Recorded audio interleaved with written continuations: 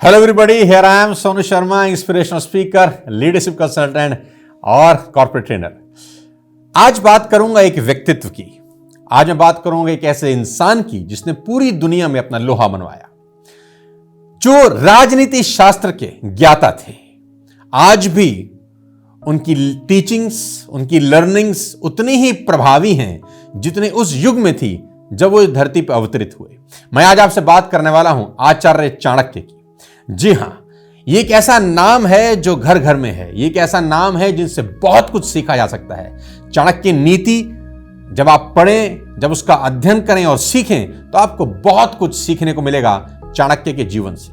आज चाणक्य के बारे में ही कुछ विचार मैं आपके सामने रखना चाहता हूं। चाणक्य की नीतियों और उनकी लोकप्रियता के बारे में सुनकर एक चीनी दार्शनिक उनसे मिलने आया। जब वह चाणक्य के घर पहुंचा तब काफी अंधेरा हो चुका था। घर में प्रवेश करते समय उसने देखा कि तेल के माध्यम से प्रज्वलित दीपक के प्रकाश में चाणक्य कोई ग्रंथ लिखने में व्यस्त हैं। जैसे ही चाणक्य की नजर चीनी दार्शनिक पर पड़ी तो उन्होंने मुस्कुराते हुए उसका स्वागत किया, फिर जल्दी से अपना लेखन कार्य समाप्त कर उस दीपक को बुझा दिया, जिसके प्रकाश में वे आगंतुक के आगमन तक कार्य कर रहे थे। इसके बाद चाणक्य एक दूसरा दीपक जलाकर चीनी दार्शनिक से बात करने लगे। यह देखकर उस चीनी दार्शनिक को काफी आश्चर्य हुआ। उसने सोचा कि अवश्य ही भारत में इस तरह का कोई रिवाज होगा, लेकिन फिर भी उसने जिज्ञासावश चाणक्य से पूछा, मित्र, मेरे आगमन पर तुमने एक दीपक बुझाकर ठीक दूसरा ही दीपक जला दिया। दोनों में मुझे कुछ अंतर नहीं दिखता। क्या भारत में आगंतुक के आने पर नया दीपक जलाने का रिवाज है? प्रश्न सुनकर चाणक्य मुस्कुराए और उत्तर दिया, नहीं मित्र, ऐसी कोई बात नहीं। जब आपने मेरे घर में प्रवेश किया उस समय मैं राज्य का कार्य कर रहा था, इसलिए वह दीपक जला रखा था जो राजकोष के धन से खरीदे हुए तेल से दीदीप्यमान था। लेकिन अब मैं आपसे वार्तालाप कर रहा हूं और यह मेरा व्यक्तिगत वार्तालाप है, इसलिए मैं उस दीपक का उपयोग नहीं कर सकता, क्योंकि ऐसा करना राजकोष की मुद्रा का दुरुपयोग करना होगा। बस यही कारण है कि मैंने दूसरा दीपक जला दिया। चाणक्य का यह देश प्रेम देखकर वे चीनी दार्शनिक उनके सामने नतमस्तक हो गया। साथियों, ये एक ऐसी घटना थी जो हर राजनेता को एक बार जरूर सुननी और समझनी चाहिए। मैं चाणक्य के जीवन की एक दूसरी घटना आपको बताना चाहता हूं। आचार्य चाणक्य, हम सब जानते हैं, स्वयं बड़े कुरूप थे। चंद्रगुप्त मौर्य को एक दिन मजाक सूझा और उन्होंने चाणक्य से कहा, आप कितने गुणवान हैं, परंतु क्या यह अच्छा होता आप रूपवान भी होते। आचार्य कुछ बोलते उससे पहले ही महारानी ने उत्तर दिया, महाराज, रूप तो मृग तृष्णा है, व्यक्ति की पूजा उसके रूप से नहीं बल्कि गुण और बुद्धि से होती है। चंद्रगुप्त ने कहा, आप रूपवती होकर भी ऐसी बातें करती हैं, क्या कोई ऐसा उदाहरण है जहां गुण के सामने रूप की कोई अहमियत ना हो? चाणक्य ने उत्तर दिया, बहुत से उदाहरण भरे पड़े हैं महाराज, आप पहले ये ठंडा पानी पीकर शांत हो लें, फिर बात करेंगे। इतना कहकर उन्होंने तुरंत पानी के 2 गिलास बारी बारी से राजा की ओर बढ़ा दिए। राजा के पानी पी लेने के बाद चाणक्य ने पूछा, महाराज, पहले गिलास में सोने के घड़े का पानी था और दूसरे में मिट्टी के घड़े का। अब आप बताएं कि किस घड़े का पानी आपको अच्छा लगा? राजा ने उत्तर दिया, मिट्टी के घड़े का पानी अच्छा था, उसे पीकर मैं तृप्त हो गया।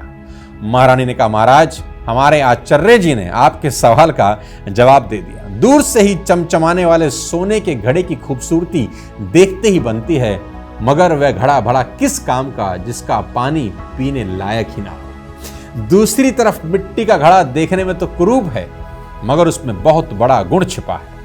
अब आप ही बताइए, रूप बड़ा है या गुण और बुद्धि? रानी की बात सुनकर राजा चंद्रगुप्त हां कहते हुए मुस्कुरा दिए। साथियों, ये दूसरा व्याख्यान मैंने आपको बताया। अब मैं आपसे चाणक्य के जीवन के तीसरे एक बड़े इंपॉर्टेंट व्याख्यान की चर्चा करना चाहता हूं। यह वृतांत उस समय का है जब चंद्रगुप्त मौर्य ने भारत के साम्राज्य के रूप में संगठन कर मौर्य साम्राज्य की स्थापना की। राज्याभिषेक के पूर्व चाणक्य उनके पास पहुंचे और उनसे पूछा, यह मैं क्या सुन रहा हूं चंद्रगुप्त, तुम मगध का सम्राट नहीं बनना चाहते हो? आपने ठीक सुना है आचार्य, चंद्रगुप्त ने उत्तर दिया। क्यों? चंद्रगुप्त ने कहा, जब से यहां आया हूं अपनी इच्छा से सांस तक नहीं ले सका। आपने मुझे चक्रवर्ती सम्राट का और चक्रवर्ती सम्राट बनने का स्वप्न दिया था, किंतु यहां आने के उपरांत मुझे समझ में आया कि आपके लिए सम्राट एक वेतन लेने वाले दास से बढ़कर कुछ भी नहीं है। चाणक्य बोले, तुमने ठीक समझा है। मेरे लिए सम्राट एक वेतन लेने वाले दास से बढ़कर कुछ भी नहीं। तो आचार्य, कृपया यह साम्राज्य आप ही रखिए। यदि सम्राट बनने का यही सुख है तो मैं सम्राट नहीं बनना चाहता। तुम्हें सुखी होना है चंद्रगुप्त? चाणक्य ने प्रश्न पूछा। इस प्रश्न पर चंद्रगुप्त ने यह प्रश्न किया, क्या सम्राटों को सुखी नहीं होना चाहिए आचार्य? चंद्रगुप्त, जब तक तुम्हारे राज्य में एक भी व्यक्ति भूखा है, क्या तुम सुखी रह पाओगे? सुख शिक्षक और सम्राटों के भाग्य में नहीं होते। क्या तुम्हें स्मरण नहीं कि मैंने तुम्हें साम्राज्य देने का वचन दिया था, सुख देने का नहीं? क्या तुम भूल गए कि प्रजा की हित में ही राजा का हित होता है और प्रजा के सुख में ही राजा का सुख? तुम सुख चाहते हो चंद्रगुप्त, तो अपनी प्रजा को सुखी बनाओ। तुम्हें साम्राज्य तो अर्जित कर लिया, सुख अर्जित करने का मार्ग तुम्हारे समक्ष है। उसे तुम कैसे अर्जित करोगे, ये तुम पर निर्भर करता है। चाणक्य की बातें, चाणक्य का जीवन अपने आप में एक उदाहरण है। आइए उस महात्मा चाणक्य से कुछ सीख सकें। जय हिंद।